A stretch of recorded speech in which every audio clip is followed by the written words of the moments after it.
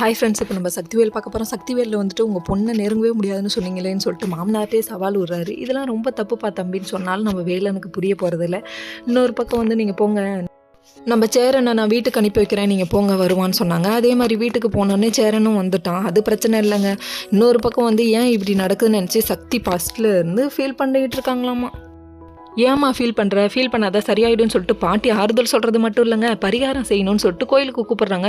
இன்னொரு பக்கம் நம்ம சக்தியை கடத்த பிளான் போடுறாங்க. யாருன்னு பார்க்குறீங்களா? நம்ம சக்தியும் வேலனையும் சேரக்கூடாதுன்னு நினைக்கிறது யார்? நம்ம வேலனோட அல்ல கைங்க. அவங்க தான் பிளான் போட்டுட்ருக்காங்க.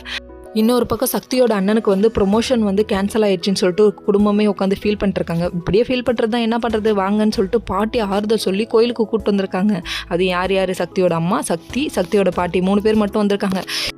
கடத்துறவங்களுக்கு இன்னும் கொஞ்சம் வசதியாகிடுச்சு. அதுக்கப்புறம் நம்ம வேலன்ட்ட போய் சொல்லிவிட்டு அல்லக்கைங்கெல்லாம் கிளம்பி ஒரு குடோனுக்கு வரணும்னு சொல்லிட்டு அவங்க கிளம்பி போயிட்டாங்க. நம்ம வேலனுக்கு பூசாரி கால் பண்ணனால அவரும் கிளம்பி கோயிலுக்கு வரேன்னு சொல்லிட்டு வந்துட்டாரு. இப்போ யாருக்கு ஃபைட் நடக்க போகுது? வேலன் யாரை பொழந்து கட்ட போகிறாருன்னு தெரியலங்க. ஏதோ ஒரு சம்பவம் காத்துட்ருக்கு, நம்ம வெயிட் பண்ணி பார்ப்போம். பூசாரி ஒரு பக்கம் நமக்கு காசு கிடைக்க போதேன்னு ரொம்ப சந்தோஷத்தில் இருக்கார்.